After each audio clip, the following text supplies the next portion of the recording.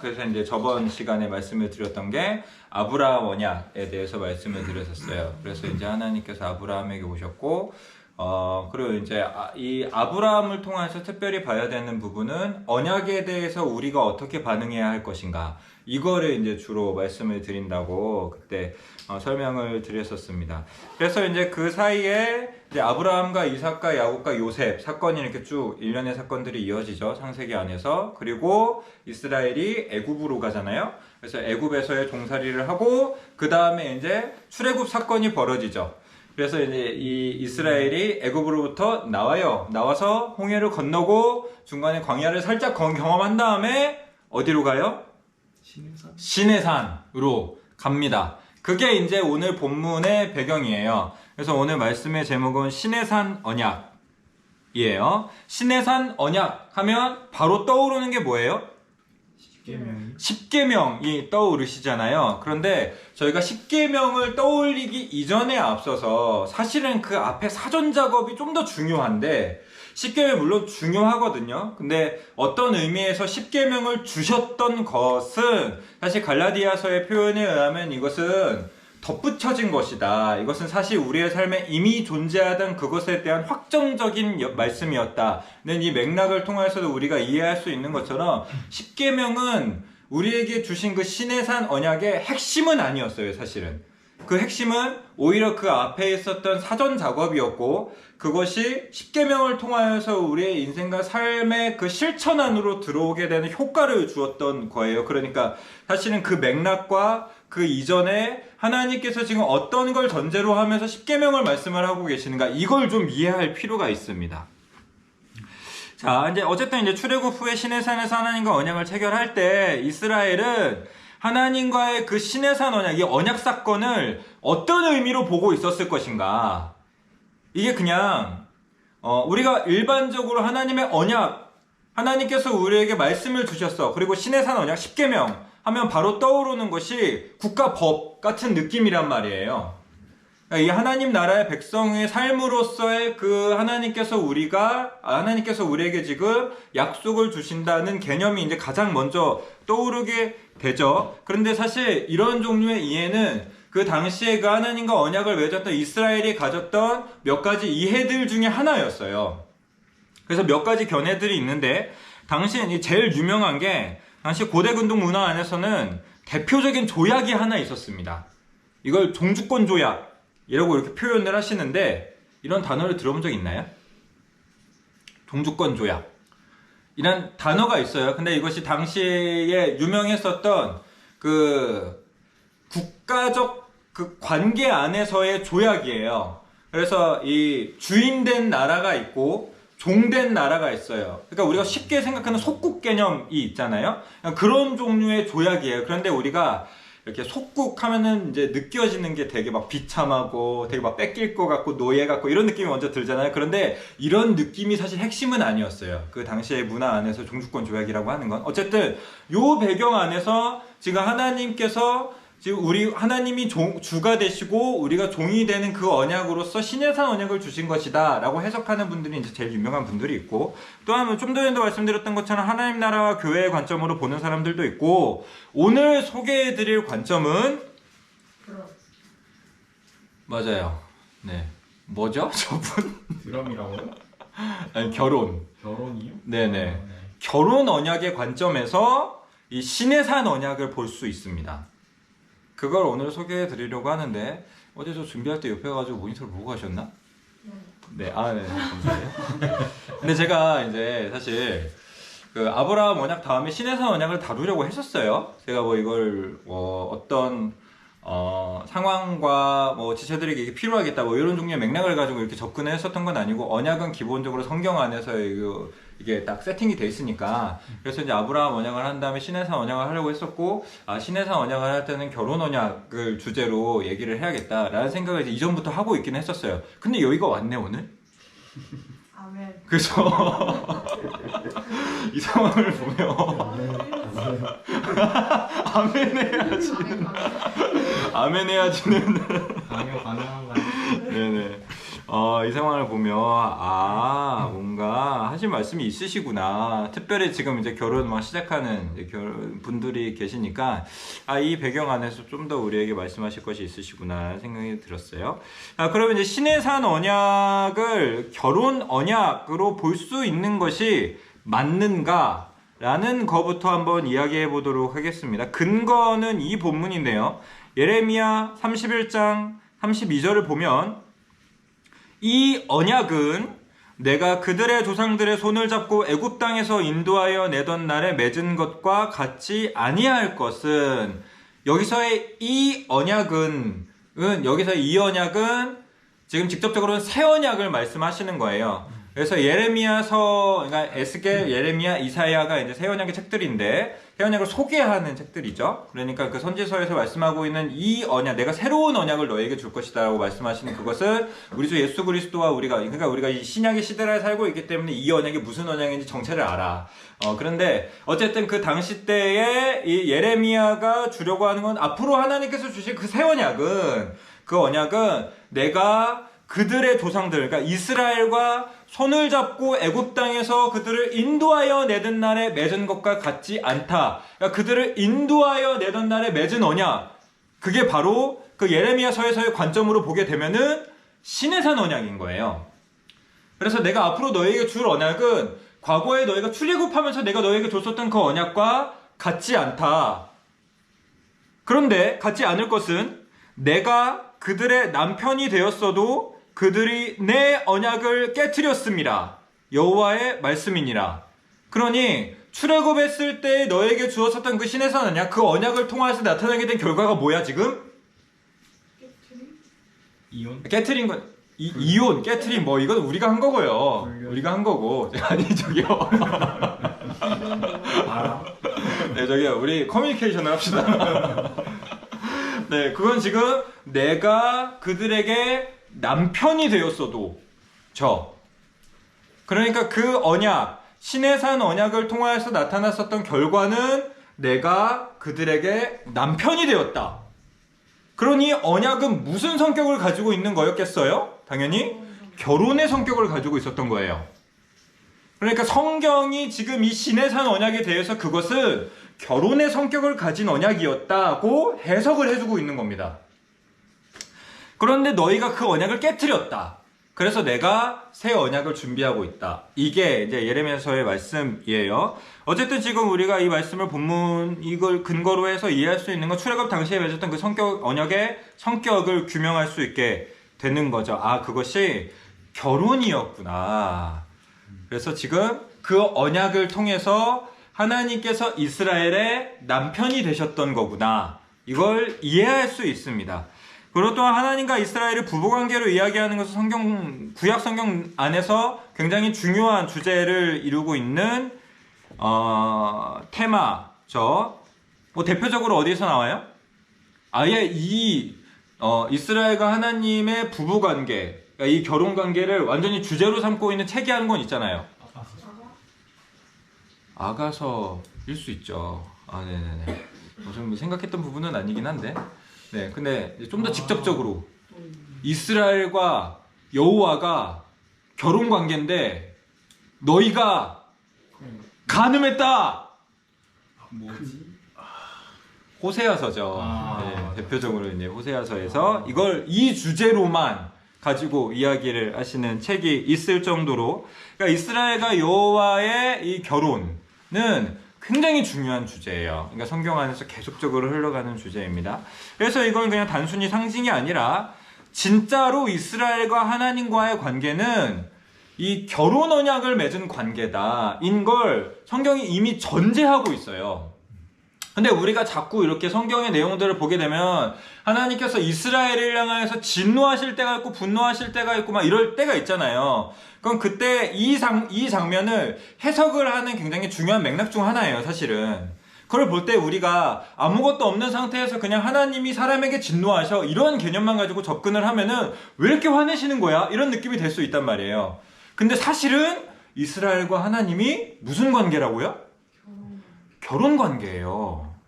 그러니까 그 장면을 보게 되었을 때 이스라엘이 우상 숭배를 하고, 이것은 일종의 영적인 외도죠. 그 영적인 외도를 하고 있을 때 어떤 느낌을 받아야 되냐면 바람피는 남편을 봐야 된다는 거죠. 이 사람이 이렇게 네. 그런 느낌으로 그 장면을 봐야 되는 거예요. 그럼 그 장면을 그렇게 보게 되면 하나님의 진노가 정당하다가 이제 우리의 마음에서 이해가 되는 거예요. 그리고 실제로 생각해보면 그렇잖아요. 이스라엘 말고 우상숭배하는 나라가 아무도 없어요? 그렇지 않잖아요. 세상 다 우상숭배해요 지금 사실은. 근데 이스라엘은 오히려 그 안에서도 여호와 하나님 한번 섬겨보겠다고 발버둥 치는 사람들이 그나마 있었단 말이에요. 그런데도 하나님께서 이스라엘에게 그렇게 진노를 하시는 거예요. 왜냐하면 나의 배우자니까 그렇게 하시는 거예요. 이 맥락, 이것은 이제 굉장히 중요한 맥락입니다. 그래서 이것은 사실 그렇게 생소하고 이상한 것도 아니고 오히려 이 주제는 성경 내내 중요한 맥락으로 자리 잡고 있다는 것을 생각하며 신의 산 언약을 한번 보자는 거예요. 자, 이제 이 결혼의 관점으로 출애굽기를 읽기 시작하면 사실은 결혼식의 요소들을 좀 발견을 할 수 있게 돼요. 결혼 예식이라고 하는 것은 동서양을 막론하고 어느 문화에서나 다 존재하고 있는 거죠. 결혼식이 없는 곳은 없어요. 사실은 다 결혼식은 하죠. 근데 이제 다양한 형태를 가지고 있어요. 결혼식. 인도네시아 결혼식 본 적 있어요? 본 적 없어요. 아, 그래요? 생각보다 많은 걸 경험하지 못했는데. 네. 살짝 아쉽긴 하네요. 인도네시아 결혼식 봤었으면 거기서 제일 특이한 게 뭐였어? 이거 좀 물어보고 싶었는데. 네, 어쨌든 이제 동서양을 막론하고 다 있는데 다양함이 있지만 거기에 반드시 공통적으로 들어가는 요소들이 있어요. 그 중에 첫 번째, 결혼하기 전에 있는 이 다양한 결혼식들 안에서의 이렇게 일치되는 한 가지 특성이 뭔지 알아요? 결혼하기 전에. 네, 결혼하기 전에. 인사. 집장만 비슷해요. 근데 그거보다 더 전에 하는 거 있잖아요. 약속? 프로포즈? 그렇죠, 프로포즈. 프로포즈가 다 있어요. 프로포즈. 어떤 딱 그 시점에 나와 결혼해줘를 얘기하는 시점들이 다 있으시다는 거죠. 이 프로포즈. 얼마 전에 하고 오셨는데. 그래서 지금 이제 출애굽기를 보시게 되면 갑자기 이제 뭐라고 했어? 물어보고 싶다. 별걸 다 아는 거예요. 네. 소문이 그러니까 뭐 별걸 다 알긴 하는데 그것까지 알지는 않아요. 그러니까 너무 이렇게 두려워하지 두려워하지 안 않아요. 나는 얘기로 들려요. 오히려. 아, 그래요? 사각도 올라갔다. 네. 그래서 이제 하나님께서 이스라엘을 사실 이제 출애굽기를 보시면 신의 산 앞에 모으시고 대표자 모세를 산 꼭대기로 부르세요. 그래서 출애굽기 19장 3절을 보시면 모세가 하나님 앞에 올라가니 여호와께서 산에서 그를 불러 말씀하시되 너는 이같이 야곱의 집에 말하고 이스라엘 자손들에게 말하라. 직접 말씀하지 않으시고 모세를 일종의 중보자로 세우시면서 결혼의 관점에서 보면 뭐예요? 중매자죠. 네, 중매자로 삼으시면서 그들에게 말하라 라고 말씀을 하세요. 네, 흥미로운 이해는 이제 기본적으로 복음의 중보자, 그러니까 하나님과 사람 사이의 중보자의 개념으로 이 모세의 위치를 전통적으로 많이 해석하고 이해를 해요. 그래서 그 모세가 중보자이신 그리스도의 모형이다 이렇게 많이 이해를 하시는데, 이걸 이제 결혼 언약에서 이것을 읽어가자면 결혼에는 항상 제3자가 개입되어야 한다. 이런 거 조금 읽을 수 있죠. 그 쌍방을 보다 객관적으로 표현하고 알릴 수 있는 그 누군가, 그 전달자가 이 결혼에는 항상 필요하다. 그래서 이제 욕먹는 거 아닌가요? 그럴 가능성이 높아요. 그래서 이제 그 혼인신고서에 들어가는 게 증인이잖아요. 네, 혼인신고서를 써보신 분이 지금 여기 이렇게 있는데, 증인 누구였죠? 지금 누구였어요? 여보 아니야? 저였어요? 아, 네. 물어보시는 분이 증인이요. 여러분들의 증인은 누구였죠? 저였습니다. 여러분들의 혼인을 승인합니다. 네, 이 결혼은 아름다운 결혼이에요. 라고 이렇게 이걸 해주는 사람들이, 그러니까 이게 우리나라의 국가법 안에서도 이게 있다는 꽤나 흥미로운 이야기죠. 그러니까 이게 혼인신고서에 증인이 있다는 건 이제 성경적인 일이라는 거예요. 어쨌든 이제 그 하나님께서 지금 직접 말씀하지 않으시고 모세를 통해서 이 이스라엘에게 전달을 하시는 장면을 보게 됩니다. 그러시면서 무엇을 말하게 하시느냐 하면 그 이어 나오게 되는 4절 5절 오시게 되면은 내가 애굽 사람에게 어떻게 행하였음과 내가 어떻게 독수리 날개로 너희를 업어내기로 인도하였음을 너희가 보았느니라. 세계가 다 내게 속하였나니 너희가 내 말을 잘 듣고 내 언약을 지키면 너희는 모든 민족 중에서 내 소유가 되겠고 너희가 내게 대하여 제사장 나라가 되면 거룩한 백성이 되리라. 그러니 우리가 읽는 이 관점을 지금 그러니까 처음은 신랑의 프로포즈라고 말씀을 드렸었죠. 그러니까 하나님께서 마치 이스라엘에게 프로포즈를 하는 것처럼 우리가 이 장면을 읽는다면 하나님께서 지금 마치 자신의 매력을 어필하는 것처럼 보여요.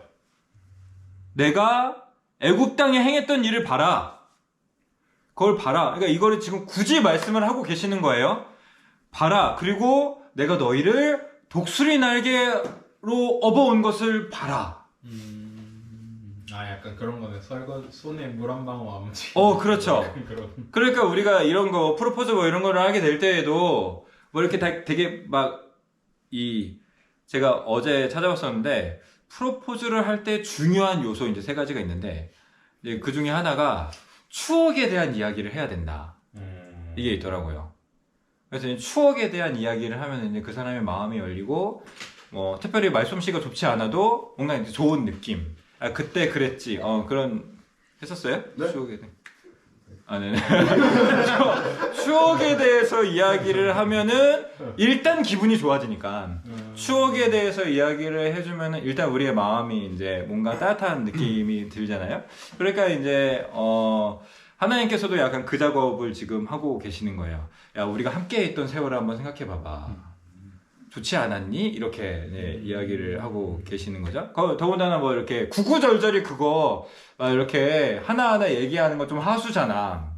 그래서 야, 내가 100일 때 뭐 해줬고 300일 때 뭐 해줬고 내가 1년 됐을 때 얼마나 잘했는지 한번 생각을 해봐봐. 이렇게 얘기하는 건 좀 하수잖아요. 그러니까 이걸 좀 이렇게 시적 표현으로 우리가 함께 했던 세월이 얼마나 밝은 빛이었니? 막 이렇게 얘기하는 느낌으로 지금 독수리 날개로 업어온 걸 생각해봐라.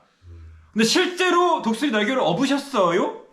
그런 일 없었잖아요. 그런 일 없었어요. 뭐 독수리 날개 뭐 하늘을 나는 경험이 아니라 오히려 물 바닥까지 내려가는 경험 속에서 네, 뭐 그 경험이 사실 이스라엘에게 뭐 얼마나 샤방샤방하게 돼 있었을지 모르겠지만은 뭐 그 바닥을 밟는 경험이 그렇게 뭐 즐겁고 유쾌한 경험은 아니었을 수 있잖아요. 뭐 바다라는 것이 이렇게 냄새나고 이런 곳이니까.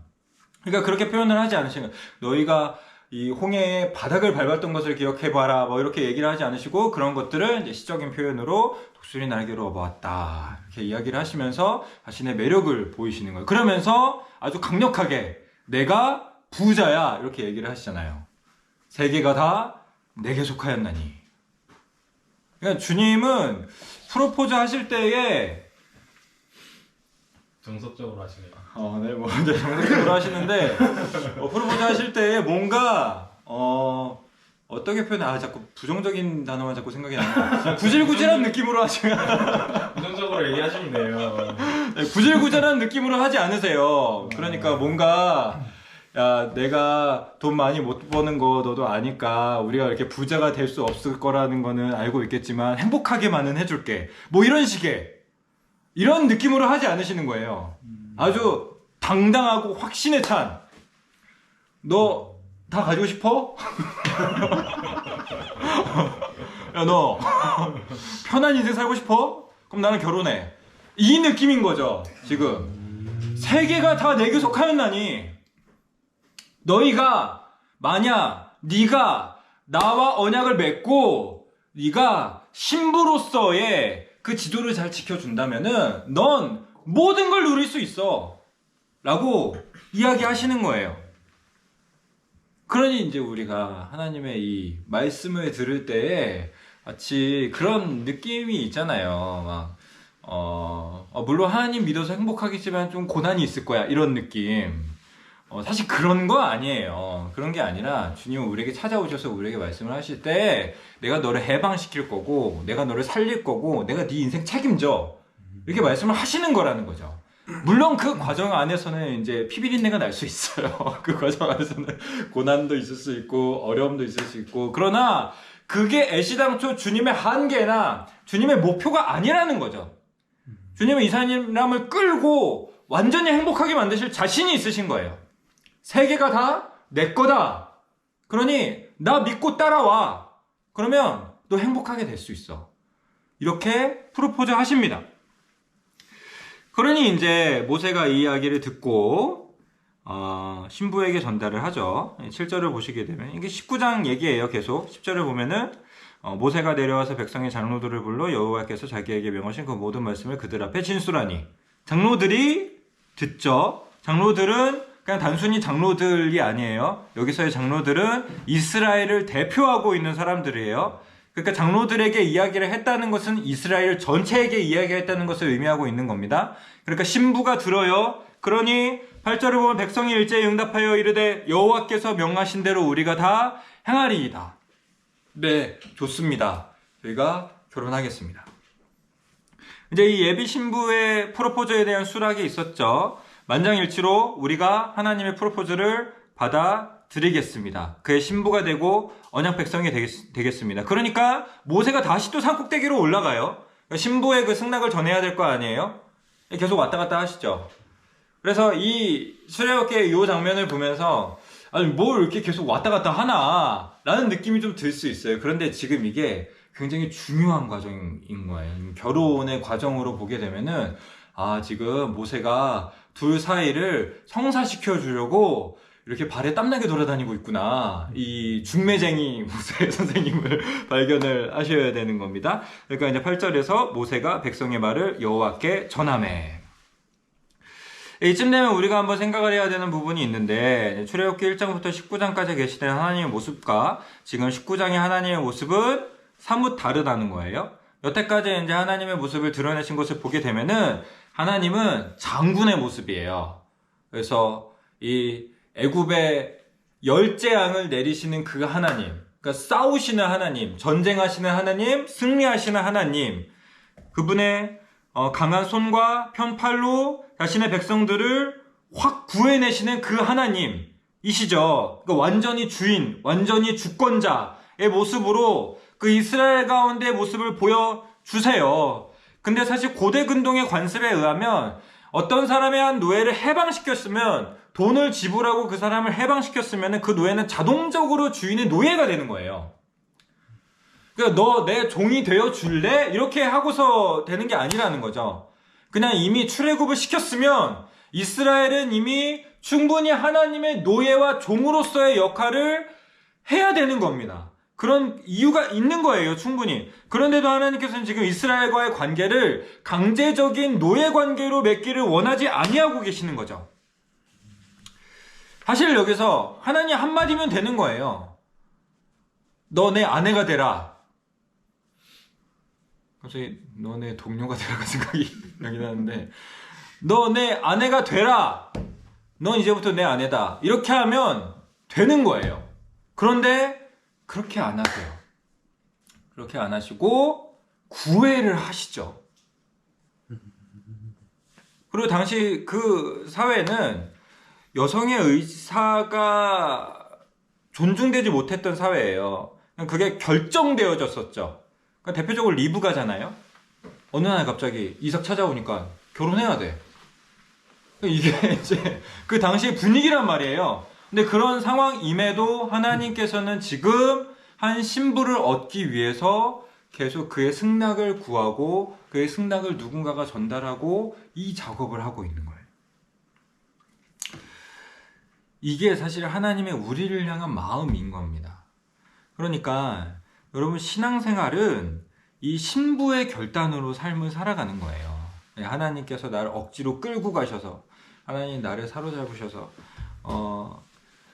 이렇게 안 하면 뭔가 인생이 잘못될 것 같아서, 주일에 교회 안 가면 병 걸릴 것 같아서 그렇게 교회에 오는 건 기독교가 아니에요.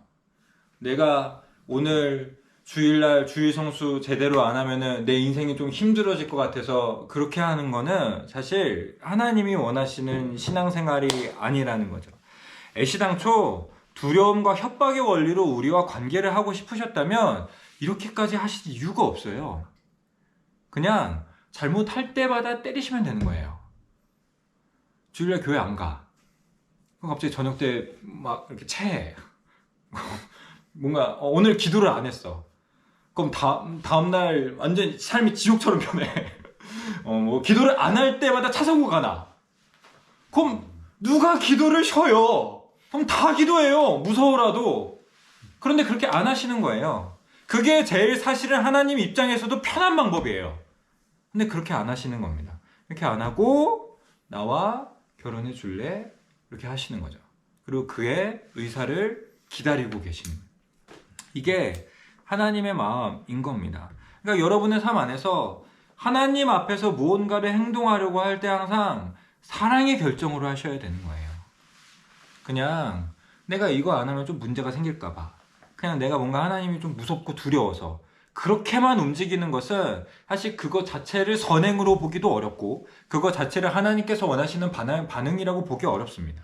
정말 하나님께서 원하시는 반응은 하나님이 좋아서 움직이는 거예요.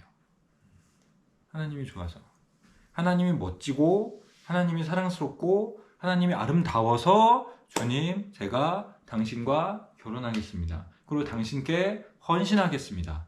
이것이 바로 기독교적 반응이고 이것이 하나님께서 신의 언약 안에서 우리에게 주시는, 요구하시는 마음입니다. 자, 어쨌든 이제 결혼 의사가 서로 간에 쌍방 간에 이제 확정이 됐죠. 그럼 이제 나오게 되는 다음 스텝이 있어요. 19장 9절부터 15절을 보게 되면 하나님께서 이스라엘 백성에게 요구하시는 것이 있습니다. 그것은 바로 세탁이에요. 그래서 10절 11절을 보게 되면 여호와께서 모세에게 이르시되 너는 백성에게로 가서 오늘 내일 그들을 성결하게 하고 그들에게 옷을 빨게 하고 준비하게 하여 셋째 날을 기다리게 하라. 이는 셋째 날에 나 여호와가 온 백성의 목전에서 시내산에 강림할 것임이니라. 셋째 날을 기다리는데 그 전까지는 뭐예요? 옷을 빨아라. 그런데 이게 지금도 유대인의 혼례 의식에 아직까지 남아있는 의식이라고 하더라고요.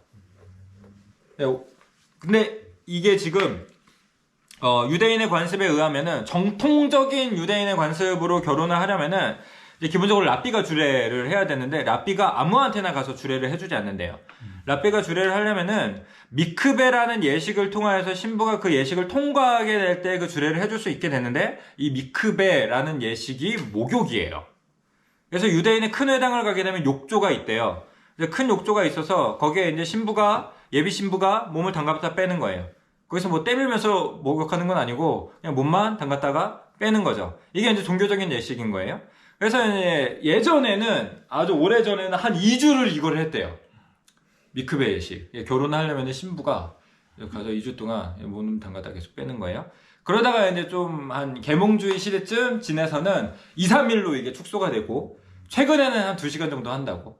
그래서 이 예식이 유대인들 사회에는 아직까지 있는 거예요. 그러니까 하나님께서 이런 식으로 결혼식 준비를 그 이스라엘에게 시키는 겁니다. 그러니까 일종의 미크베 예식을 하라 라고 말씀을 하시는 거예요. 그런데 전체 다 목욕을 할 수는 없잖아요. 거기 사막이니까. 광야에서 다 같이 우르르 자, 여러분 목욕하러 갑시다 이렇게 할 수는 없으니까, 그래서 약식으로 미크베 의식을 치르게 하시는 거죠. 그게 바로 가서 옷을 빨아라. 이제 19장 16절부터가 결혼식 당일이 되는데, 오늘날에도 이제 결혼 예식하면 신랑 신부가 이제 주인공이 되면 이제 준비를 해서 나오게 되죠. 먼저 대부분은 이제 신랑 입장을 먼저 하잖아요. 마치 그런 것처럼 19장 16절을 보게 되면 셋째 날 아침에 우레와 번개 빽빽한 구름이 산 위에 있고 나팔 소리가 매우 크게 들리니, 이게 이제 신랑 입장이에요. 하나님께서 입장하시는 거죠. 그리고 신부가 입장하십니다. 17절을 보면 모세가 하나님을 맞으려고 백성을 거느리고 진에서 나오매. 이 결혼식의 장면처럼 보이는 것을 지금 시내산 언약 안에서 보여주고 있어요. 이렇게 이제 신랑 입장하고 신부 입장이에요. 그 다음에 하는 것은 혼인서약서. 그게 뭐예요? 십계명이에요. 그게 혼인서약서. 그래서 19장에서 이렇게 이 일련의 절차가 마무리된 다음에 출애굽기 20장으로 오게 되면 십계명이 나오는 겁니다. 이제 우리가 함께 영원히 어떻게 살아야 할지를 이야기를 하는 것이에요. 그래서 혼인서약서 저희도 뭐 지금 시대에도 이제 결혼할 때 하잖아요. 그래서 어제 몇 가지 좀 찾아봤었는데 이런 것도 있더라고요. 첫째, 하루에 한 번 이상은 꼭 사랑한다는 말을 하겠습니다. 둘째, 항상 아내의 말에 귀 기울이는 남편이 되겠습니다. 셋째, 항상 진실될 사람이 되겠습니다. 이런 식으로 이런 혼인 서약서를 결혼식 때에 하잖아요. 십계명이 마치 그런 작업을 하는 거예요. 그래서 첫째, 너는 나 외에 다른 신을 섬기지 말아라. 이 혼인 서약을 하고 있는 거예요, 지금. 둘째, 형상을 만들지 말아라. 셋째, 망령되이 일컫지 말아라. 넷째, 나와의 시간을 소중히 여겨라. 이 작업을 하십니다. 그러니까 우리가 이런 이해를 가지고 십계명을 읽게 되면은 십계명의 성격이 새롭게 읽힐 수 있게 되는 거예요. 그러니까 혼인 서약서를 통하여서 결국 서로에게 요구하시는 것은 뭐예요? 핵심은 너는 나만 바라봐라 인 거죠. 그래서 우리가 결혼할 때에도 혼인서약서 아까도 이제 몇 개 이렇게 얘기를 했지만 그것을 통해서 결국 주고자 하는 그 핵심은 뭐겠어요? 신랑은 신부만 바라보고 신부는 신랑만 바라보아야 라는 것을 이야기하시는 거예요. 마치 그런 종류의 작업을 십계명을 통하여서 하는 겁니다. 그러니까요, 지금 십계명의 첫 계명이 너는 나 외에 다른 신들을 내게 두지 말아라 라고 이야기하실 때 그것을 우리가 들으면서 불편감을 느낀단 말이에요. 그런데 그건 사실은 불편감을 느낄 만한 이야기가 아니에요. 혼인서약을 하는데 지금 남편과 아내가 결혼을 하는데 이 사람을 향하여서 너는 평생 검은 머리가 팥뿌리가 되도록 나만을 바라보아야 합니다 라는 거를 얘기하지 않을 수 있는 결혼식이 어디에 있어요. 그냥 오히려 매일 내 생각하지 않을 수 있겠지만 최선을 다해보세요 이렇게 얘기하는 건 오히려 이상하잖아요. 그건 결혼식이라고 보기 어렵잖아요. 그러니까 지금 하나님께서 이스라엘과 결혼식을 하고 계시는 것이기 때문에 이렇게 강한 언어들이 나오고 있는 거예요. 그러니까 우리가 이 이야기를 들을 때 그냥 단순히 어떤 하나님께서 우리의 삶의 공의의 실천을 요구하시는구나 이렇게 생각을 할 것이 아니고 지금 나의 삶과 나의 인생을 다 바칠 어떤 신부의 삶을 요구하고 계시는구나. 나의 사랑을 요구하고 계시는구나. 이 의미로서 십계명을 읽어가야 합니다. 그래서 이 혼인서약서가 끝나면 이제 피로연을 하죠. 그래서 24장 9절부터 11절을 보게 되면 모세와 아론과 나답과 아비후와 이스라엘 장로 70인이 올라가서 이스라엘의 하나님을 보니 그의 발 아래에는 청옥을 편듯하고 하늘같이 청명하더라. 하나님이 이스라엘 자손들의 존귀한 자들에게 손을 대지 아니하셨고 그들은 하나님을 뵙고 먹고 마셨더라. 갑자기 뜬금없이 먹어요. 지금 결혼식이에요. 결혼식은 먹어야 되잖아요. 그래서 지금 이렇게까지 이런 상황들이 쭉 진행이 되는 거예요. 그러니까 정말 이 출애굽기에 들어있는 이 굉장히 많은 요소들이 실제로 지금 하나님께서 이스라엘과 결혼을 하고 계신다는 걸 충분히 인식할 수 있을 정도로 세밀하게 다 디테일하게 다뤄지고 있는 겁니다.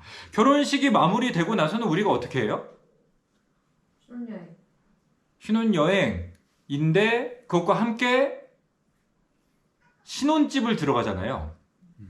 그래서 이제 24장에 그 피로연 장면이 마치고 나서 다음에 나오는 건 성막 짓는 얘기가 나와요.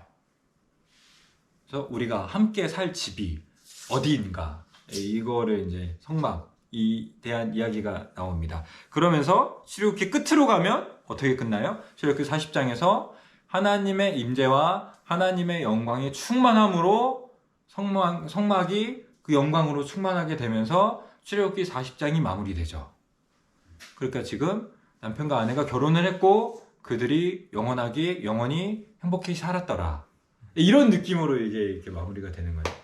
근데 사실 뭐 이제 비하인드가 있죠. 막 이제 금송아지도 나오고 이런. 네, 신부가 다 잊은 줄 알았는데 못 잊는 남자가 한 명 있었어요. 이런 이 비하인드가 나오기는 하지만 어쨌든 이 출애굽기의 이 전체적인 흐름이 지금 마치 하나님께서 이스라엘과 결혼식을 치르시는 것처럼 이렇게 이해할 수 있습니다. 결혼 언약의 관점에서 보면 출애굽기의 역사 전체가 하나님께서 자기의 신부를 해방시키고 프로포즈하시고 승낙을 받아 결혼 예식을 행하시고 그 다음에는 신랑 신부 같이 살 집을 계획하고 건립하고 함께 살아가는 그 아름다운 이야기예요. 그런데 이 시내산 언약에서 볼 수 없는 다른 곳에서는 볼 수 없는 시내산 언약의 결혼식 안에서만 볼 수 있는 한 가지 특징이 있습니다. 그것이 뭔지 아시겠어요? 다른 결혼식의 예식에서는 볼 수 없는 한 가지 특별한 장면이 이 시내산 언약에서는 나와요. 이게 바로 언약의 피예요. 오늘 우리가 읽었었던 본문이잖아요.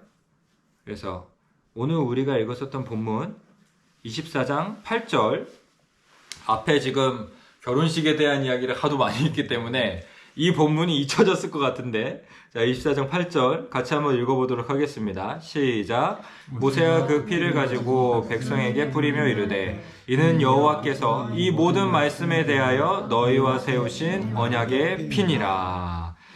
세상에는 없는 결혼식의 모습인데요. 그것은 바로 언약의 피. 그래서 제가 사실 오늘 말씀의 제목을 피의 결혼식으로 하려고 했다가 좀 너무 자극적인 것 같아가지고 그냥 시내산 언약으로 했는데 피가 나와요. 이 시내산 언약 장면을 조금 꼼꼼하게 읽어보면 이 출애굽기 19장에서의 하나님의 반응과 출애굽기 24장에서의 하나님의 반응의 차이를 읽어낼 수 있어요. 출애굽기 19장에서 시내산에 하나님이 강림하시기 전에 모세에게 말씀하시는 것이 호기심으로라도 이 거룩한 산을 범하지 말라. 만약에 하나님의 얼굴을 보겠다고 이스라엘 백성이 한 명이라도 다가오면 그는 반드시 죽으리라 라고 말씀을 하신단 말이에요.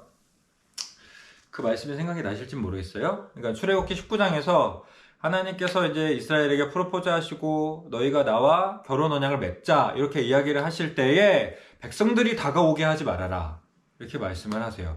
그러면서 산을 침범하는 자는 반드시 죽을지니 돌로 치거나 활로 쏴라 라고 이렇게 이야기를 하세요. 왜 이렇게 이야기를 하시겠어요? 침범을 해서 끌어 데려오려면은 자기도 들어가야 되니까 그럼 자기도 침범하는 상황이 될 거 아니에요. 그러니까 멀리서 사형을 내릴 수 있는 그 방법으로서 돌로 치거나 활을 쏴라 라고 말씀을 하실 정도로 하나님의 그 영역을 굉장히 강하게 보호를 하십니다. 그런데 이렇게 엄격하게 반응하셨던 하나님께서 24장을 보게 되면 반응이 달라요. 그래서 아까 우리가 잠깐 스쳐 지나가듯 읽기는 했는데 24장에서 하나님과 이스라엘이 먹고 마시는 장면을 보게 되면 모세와 아론과 나답과 아비후와 이스라엘 장로 70인이 올라가서 하나님을 봐요. 19장에서는 하나님을 보려고 하는 자는 죽는다 라고 말씀을 하시고 24장으로 와서는 그들이 올라와서 하나님을 봐요. 근데 이게 그냥 단순히 그들이 대표니까 하나님 보죠 라고 얘기하는 부분이 아니라 아까도 말씀드렸다시피 이스라엘의 대표 장로들은 이스라엘 전체를 보여주고 있는 겁니다. 그러니까 그전에는 출애굽기 19장에서는 이스라엘을 한 명도 받으실 수 없으셨던 그 하나님께서 출애굽기 20장으로 오면 이스라엘 전체를 다 받으시고 그들이 하나님을 보게 하시는 거예요. 그래서 출애굽기는 이 특별한 변화를 강조하기 위해서 24장 11절에서 하나님이 이스라엘 자손들의 존귀한 자들에게 손을 대지 아니하셨고라는 표현을 추가하고 있는 거예요. 손을 대지 아니하셨던 것이 특별한 사건이기 때문에 그래요.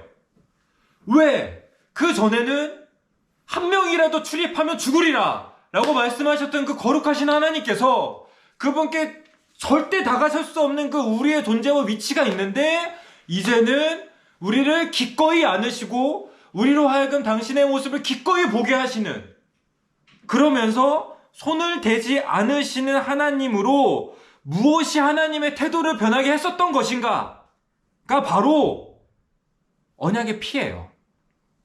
그 사이에 있는 사건.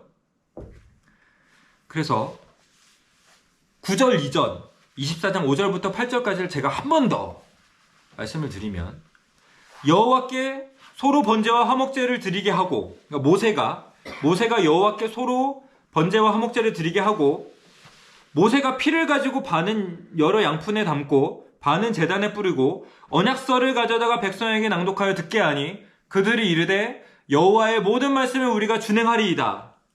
여호와가 그 피를 가지고 백성에게 뿌리며 이르되 이는 여호와께서 이 모든 말씀에 대하여 너희와 세우신 언약의 피니라. 핏뿌림을 받았다는 거죠, 백성들이. 그리고 그 이후부터 이제 올 수 있어요. 결혼식을 치르는데 문제가 뭐냐 하면 신부가 죄인이에요. 이 신부가 교도소에 수감 중이라는 거죠. 아직 형량이 남아있어요. 근데 신랑은 그를 너무 사랑해서 그를 위하여 보석금을 지불하고 그를 위하여 형량을 제거하는 겁니다. 그를 위하여 희생을 치르는 거예요. 그래서 그 희생을 통하여서 이제 드디어 신랑과 신부가 만날 수 있게 되는 겁니다.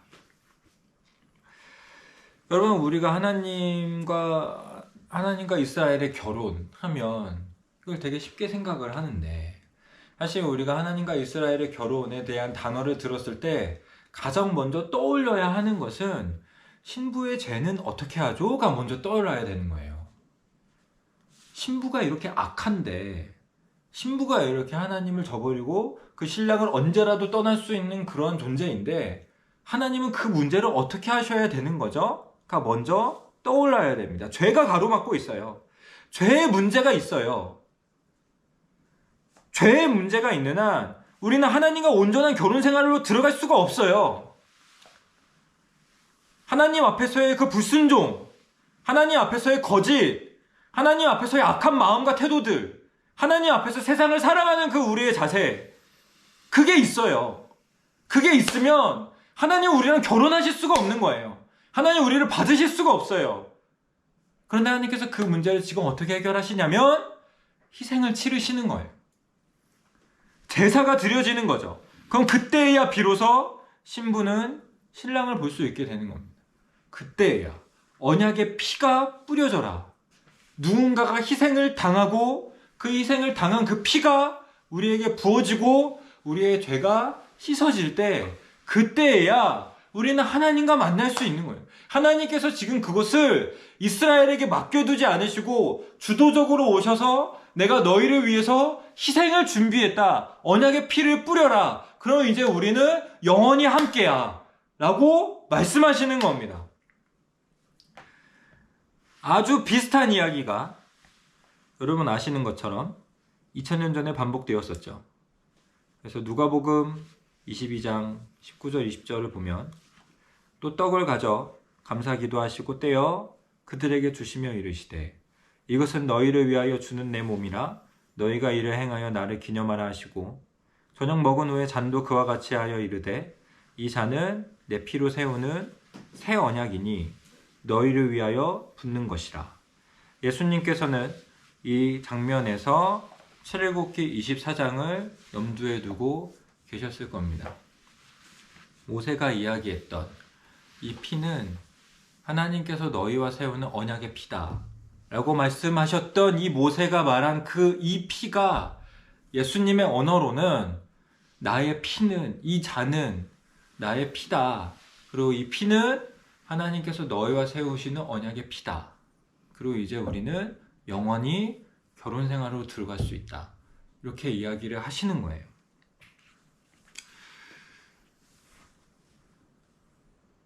이것이 하나님과 이스라엘의 결혼의 핵심이었습니다.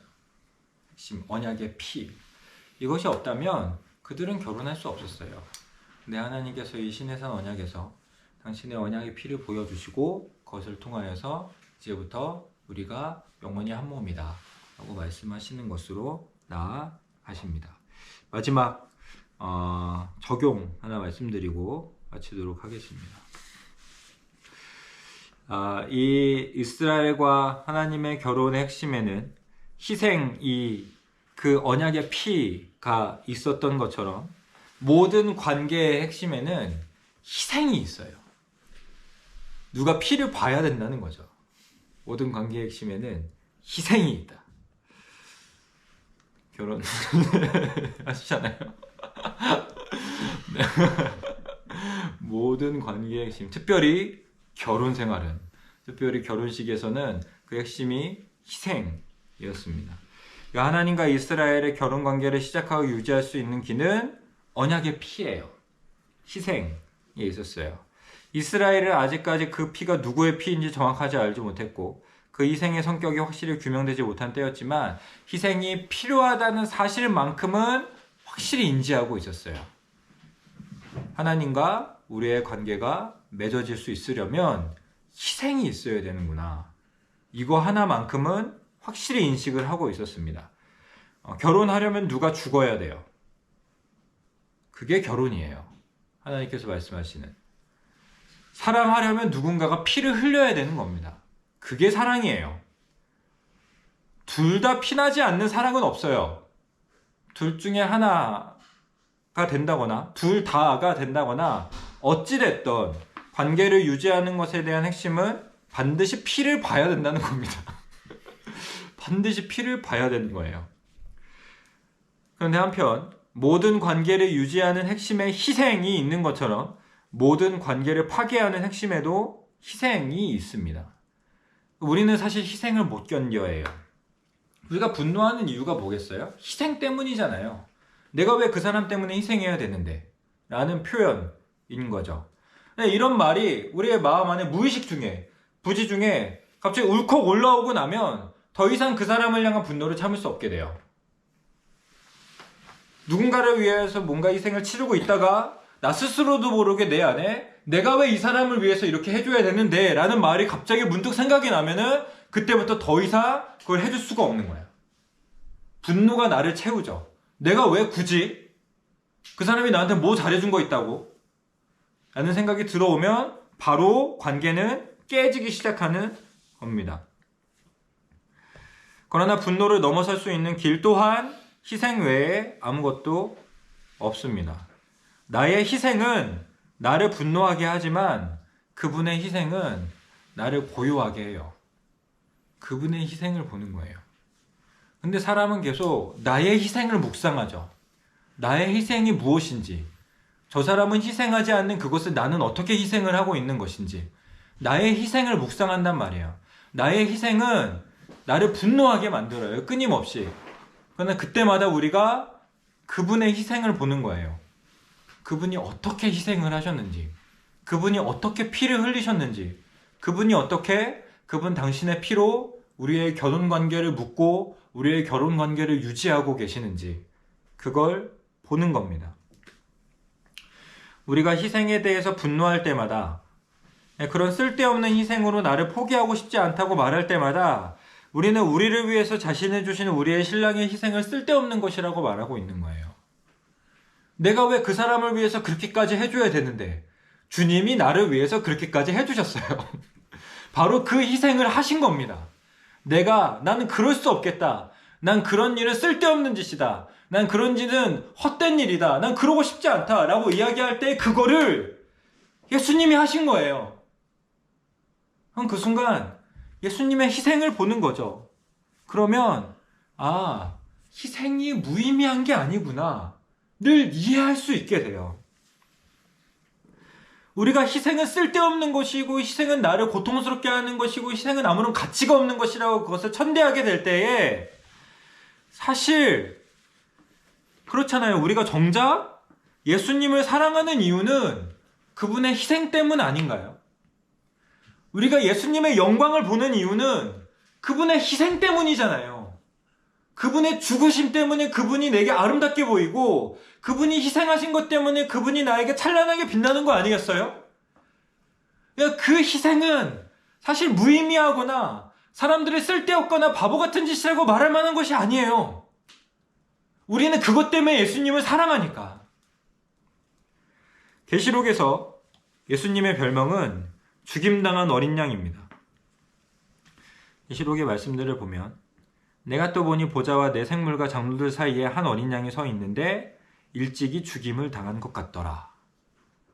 예수님을 보면 이 사도 요한의 의식 안에서 예수라는 존재는 죽임당한 어린 양이에요. 그냥 그분을 아주 잘 표현하는 그것은 죽임당한 어린 양이죠. 희생당하신 분의 아름다우심, 그걸 보고 있는 거예요. 희생은 정말 위대한 일인 겁니다. 그들이 새 노래를 불러 두루마를 가지고 인봉을 떼기에 합당하시도다. 일찍이 죽임을 당하사 각 족속과 방언과 백성과 나라 가운데서 사람들을 피로 사서 하나님께 드리시고 일찍이 죽임을 당하신 그것이 새 노래를 받으시기에 그 인봉을 떼시기에 합당하시도다 라고 이야기를 하세요. 큰 음성으로 이르되 죽임을 당하신 어린 양은 능력과 부와 지혜와 힘과 존귀와 영광과 찬송을 받으시기에 합당하시도다. 그분이 능력과 부와 지혜와 힘과 존귀와 영광과 찬송을 받으시기에 합당하신 이유는 죽임을 당하셨기 때문이에요. 자기의 어떤 유익과 자기의 어떤 손해, 보고 싶지 않은 마음들을 꺾어내시고 희생당하시는 거죠. 그럼 그때 그분이 영광과 능력과 부와 존귀와 찬송을 받으시기에 합당하신 분인 겁니다. 죽임당한 신랑이 나를 신부로 삼으신 분이심을 안다면 우리는 오늘의 희생을 좀 더 과감히, 좀 더 용기 있게 치를 수 있을 것입니다. 예수님이 어떻게 아름다우신 분이신가를 아는 사람이라면 희생의 아름다움을 아는 거예요. 그러면 희생이 기뻐요. 예수님이 어떻게 날 위해서 죽으셨는가 하면 죽음이 기뻐지는 거예요. 아, 나도 그렇게 살고 싶다가 되는 거예요. 또한 죽임당하셨던 분께 우리가 힘을 구하면 죽임당할 수 있는 능력이 여러분께 흘러 나올 것입니다. 그거를 믿음으로 내가 희생당하고 싶지 않은 그때에 예수님을 부르는 거예요. 예수님, 제가 화가 납니다. 예수님, 제가 이거 해주고 싶지가 않습니다. 예수님, 제가 이렇게 당하고 싶지가 않습니다. 하는 마음이 있을 때 예수님께 구하는 거예요. 예수님, 예수님처럼 희생할 수 있게 해주세요. 예수님이 신부인 날 위해서 희생당하셨습니다. 그리고 그로 인해 내가 당신을 사랑합니다. 당신이 그것 때문에 사랑스러우신 것처럼 나도 죽임당함으로 사랑스러운 존재로 인생을 살아갈 수 있게 하여 주시옵소서 라고 기도하는 거죠. 그러면은 우리는 예수님으로 인하여서 신랑처럼 희생하는 신부가 될 수 있는 겁니다. 우리의 한 주도 그분을 의지하여 각자의 자리에서 죽임당할 수 있는 우리가 되면 좋겠습니다. 그래서 우리의 별명이 죽임당하는 상사, 죽임당하는 직원, 뭐 이런 누군가가 우리를 위하여 우리를 생각했을 때 죽임당하는 선생님, 아이들이 하영 선생님을 생각을 했을 때 아, 죽임당하는 선생님이야 라고 하면서 그분의 희생을 기억할 수 있는 죽임당하는 자녀와 배우자, 죽임당하시는 거예요. 그것이 바로 우리의 신랑께서 하신 일입니다. 그것을 생각하며 한 주를 살아가는 우리가 되면 좋겠습니다.